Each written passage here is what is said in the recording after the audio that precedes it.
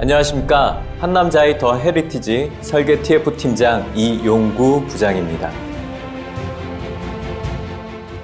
이번 시간에는 당사가 심혈을 기울여 준비한 혁신 설계안에 대해 간략하게나마 소개해드리려 합니다.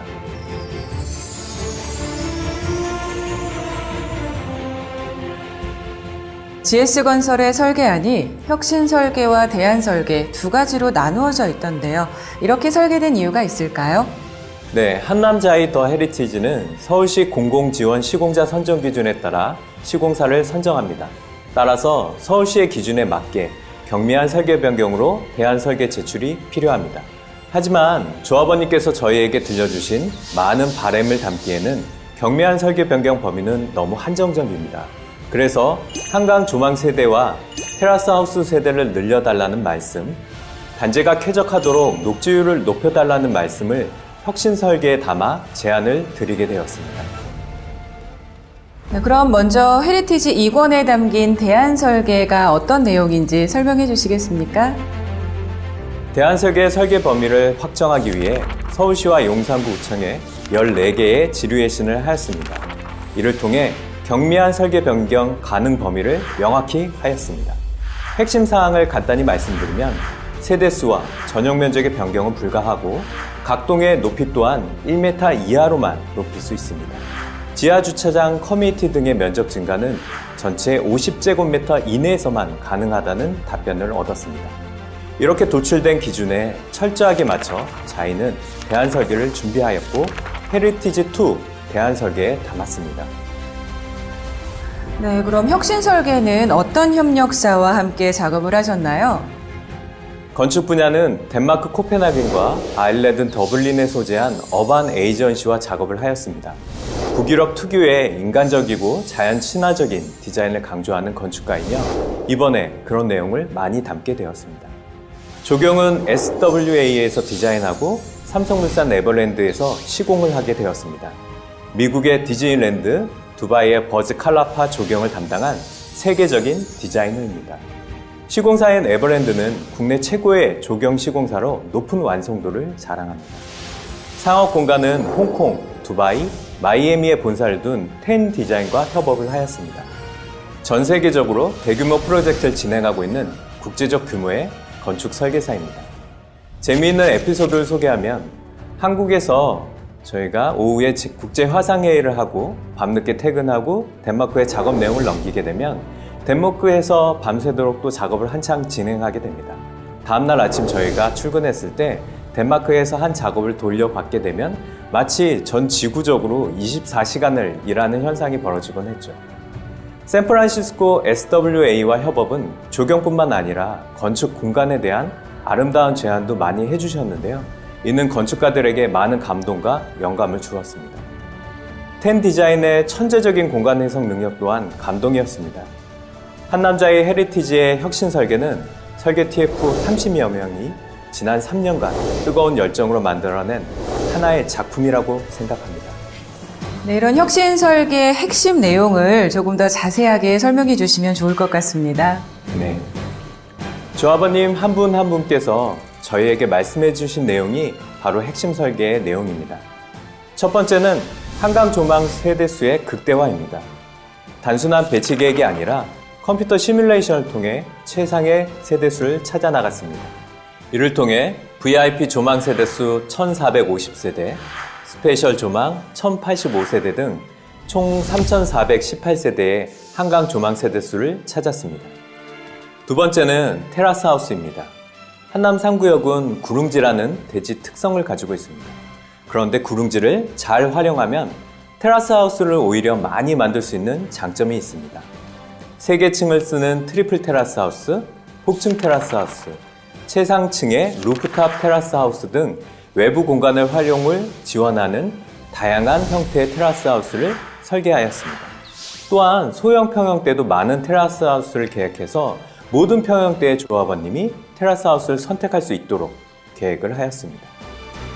세 번째는 전용 면적 59제곱미터, 즉 분양 면적으로 환산하면 24평형 이상의 전평형의 포베이 혁신 평면을 계획했습니다.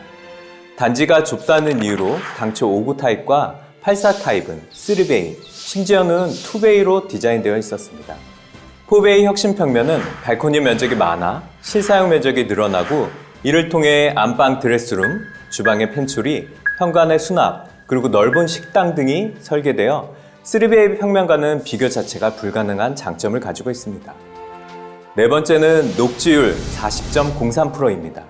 당초 30%대의 녹지율에서 10%를 혁신 개선하였습니다.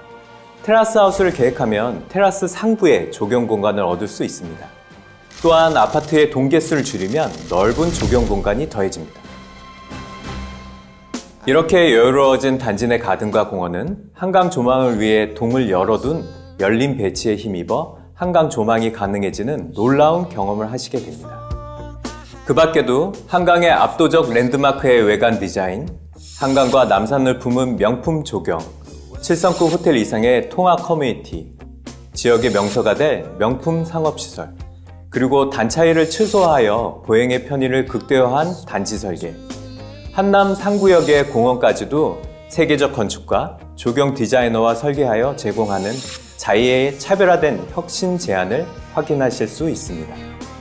마지막으로 너무나 바라시던 이런 혁신 설계의 공사비 부담을 추가 분양 면적을 찾아냄으로써 해결할 뿐만 아니라 오히려 높아진 사업성을 통해 분담금을 줄여드리고자 노력하였습니다.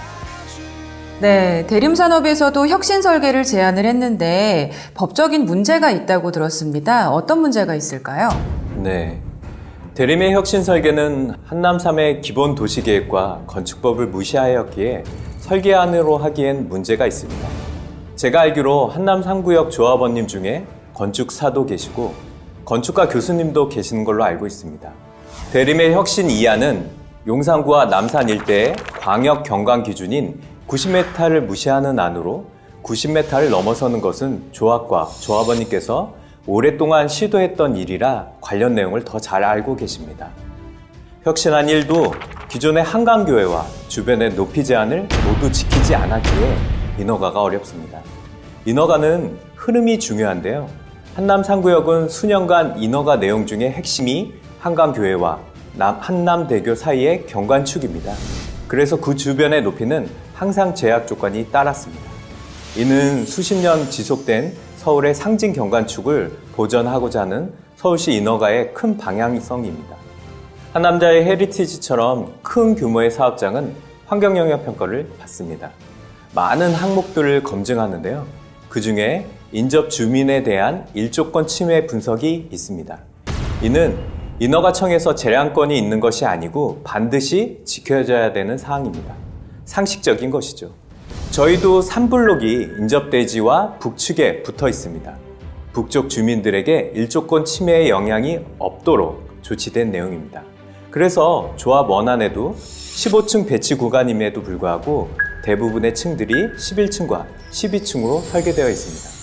그러나 아쉽게도 대림의 혁신 1안은 15층으로 그리고 혁신 2안은 20층으로 설계되어 있습니다. 북측 세대의 일조 침해는 협의가 불가능한 사항이기 때문에 사업 지연을 야기합니다. 마지막으로 한강교회 앞에 문화공원 상부를 가로지르는 커뮤니티 센터입니다. 이 커뮤니티 센터는 명백히 불법 건축물입니다. 공원은 기부 체납되는 국가의 땅입니다. 상부를 단지를 위한 커뮤니티 시설로 할 수는 없는 것이 당연한 일입니다. 건축 설계를 하시는 분들은 최근 서초동의 사랑의 교회 지하 예배당 문제에 대해서 잘 알고 계실 겁니다. 도로 하부를 점용료를 내고 예배당으로 사용했던 유일한 사례였는데요. 이 또한 최근에 대법원에서 불법으로 확정 판결을 받았습니다. 이렇게 대림이 도시계획에서 결정된 층수를 어기는 것은 왜일까요? 이것은 층수를 높여 한강 조망 세대수를 늘리고 동의 개수를 줄여 조경의 면적을 늘리려고 하기 때문입니다. 하지만 법을 다 지킨 자이의 혁신 설계안보다 한강 조망 세대수, 테라스 세대수, 녹지율, 포베이 세대수 중 어느 것 하나도 앞서지 못했습니다. 건축가의 설계는 창조적 아이디어를 통해 주어지는 조건에서 최상의 공간을 창조해내는 것입니다. 창조적 공간은 불법과 기준을 어겨서라도 목적을 이루려는 마음가짐으로는 절대 얻을 수 없는 것 같습니다. 네, 자이의 혁신 설계안은 굉장히 좋은데 인허가 과정으로 인해서 사업이 지연되지 않을까 우려하시는 분들도 계실 것 같습니다.